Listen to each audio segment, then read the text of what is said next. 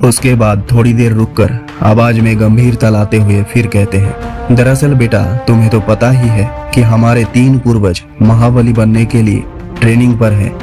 एक पूर्वज अभी भी हमारे पास है, लेकिन हम अभी उन्हें नहीं बुला सकते, क्योंकि अगर हमने अपने पूर्वजों को बुलाया तो वे भी अपने अपने पूर्वजों को बुलाना शुरू कर देंगे। उसके बाद 4 गुटों का ये संग्राम एक महासंग्राम में बदल जाएगा, और इसमें अगर हम जीत भी गए तो फिर भी हम बहुत ज्यादा कमजोर हो जाएंगे, और इसका फायदा बड़े साम्राज्य उठा लेगा। और ये तुम्हें भूलना नहीं चाहिए कि हमारा असली शत्रु ये पिद्दी सा साम्राज्य नहीं है, हमारा दुश्मन कहीं बड़ा है। अगर हमारा गार्डियन खजाना उस महाजंग में घायल नहीं हुआ होता, और अगर पिछले 5 वर्षों से इन छोटे छोटे साम्राज्यों के लगातार आक्रमणों को रोकते रोकते कमजोर नहीं हुआ होता, तो इनकी हिम्मत भी नहीं होती कि हमारी तरफ आंख उठाकर भी देखे। इसीलिए हम सब ने मिलकर यह तय किया है कि हम अपने पूरे साम्राज्य को अपनी दूसरी खजाना आयामी दुनिया में 10 सालों के लिए सीमित संपदों के साथ कैद कर लेंगे। इससे हम लगातार हो रहे हमलों से बच तो जाएंगे, लेकिन हमारी प्रगति लगभग 5 गुना धीमी हो जाएगी। अब तुम्हारे पास सवाल ये है कि क्या तुम हमारे साथ आयामी दुनिया में चलना चाहोगे, या फिर बाहर रहकर खतरों से खेलते हुए प्रशिक्षण करना चाहोगे। अगर तुम पहला चयन चुनते हो तो तुम्हें हम सभी परिवार वालों का साथ मिलेगा, तुम्हारी माँ और मेरा प्यार मिलेगा, गुरुदेव का मार्गदर्शन मिलेगा। कम से कम 10 वर्षों तक तुम एक सुखी जीवन व्यतीत कर सकोगे। कल को किसी ने नहीं देखा, इसीलिए 10 साल बाद क्या होगा यह हम में से कोई नहीं जानता। हम बस अपने ज्ञान और अनुभव के आधार पर भविष्य की एक झलक का अनुमान कर सकते हैं। जो सही होगा या नहीं हम वो भी नहीं जानते। और अगर तुम दूसरा चयन करते हो तो तुम्हें शायद अपने जीवन के हर एक पल को दांव पर लगाना पड़ सकता है। तुम्हें अपने इस विनम्र, सरल और भावुक स्वभाव को छोड़कर हिंस्र, कठोर और कूटनीतिक बनना पड़ेगा। तुम्हारे इस सफर का सबसे परम मित्र होगा धोखा और अकेलापन। अगर तुम इन सब से आगे बढ़ गए तो तुम महान कहलाओगे, और अगर इनमें फंस गए तो ये तुम्हारी हर एक इच्छा, व्यक्तित्व, संस्कार और प्रतिज्ञाओं को निचोड़कर तुम्हें मौत के द्वार पर खड़ा कर देंगे या फिर मार डालेंगे।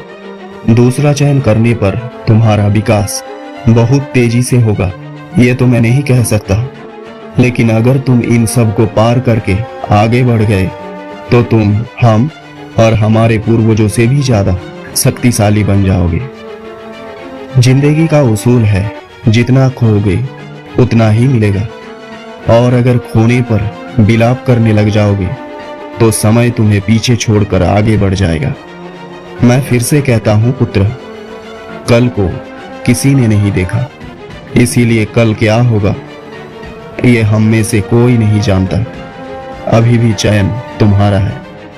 कल के लिए तुम क्या चुनते हो? कम से कम 10 वर्षों का एक आलीशान जीवन, या फिर रेत और कंकड़ों से भरा एक बेरहम सफर? समय और किस्मत उसके हिसाब से तुम्हें प्रतिदान देंगे। केशव रिजान यानी महाराज हर तरह की संभावनाओं के बारे में निष्पक्ष होकर विस्तार से अपने बेटे आर्य को बताते हैं। आर्य इन सब बातों को गौर से सुनकर और एक बार सोचने एवं समझने की कोशिश करता है कि एक 9 साल का बच्चा जो कभी अपने महल से ठीक से बाहर भी नहीं निकला, और जिसे छोटी बड़ी हर एक उपलब्धि पर हर पल शाबाशी मिली हो, उसे जज्बाती, हिंस्र, कठोर, कूटनैतिक और उसूल जैसी बातों का सिर पैर कुछ भी समझ में नहीं आता।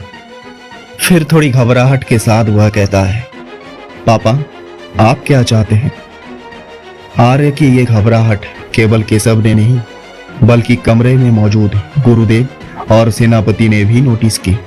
लेकिन सभी लोग दांत भींच कर रह गए, क्योंकि इतने बड़े बुजुर्ग होते हुए भी जिस बच्चे की अभी खेलने कूदने की उम्र है, उसके ऊपर इतना बड़ा बोझ डालने में सभी को शर्म तो आएगा ही।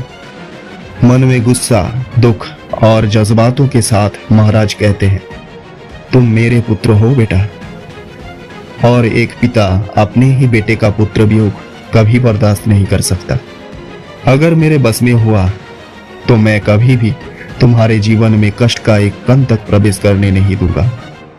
इसीलिए एक पिता के तौर पे मैं तुम्हें पहला चयन चुनने के लिए प्रेरित करूंगा।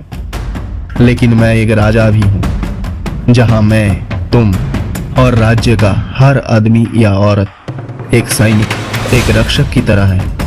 साम्राज्य के हित में जो भी होगा उसका पालन करने के लिए मैं प्रतिज्ञाबद्ध हूं, चाहे उससे मुझे कितना भी कष्ट क्यों ना हो। इसीलिए एक राजा के तौर पे मैं तुम्हें दूसरा निर्णय लेने के लिए प्रेरित करूंगा।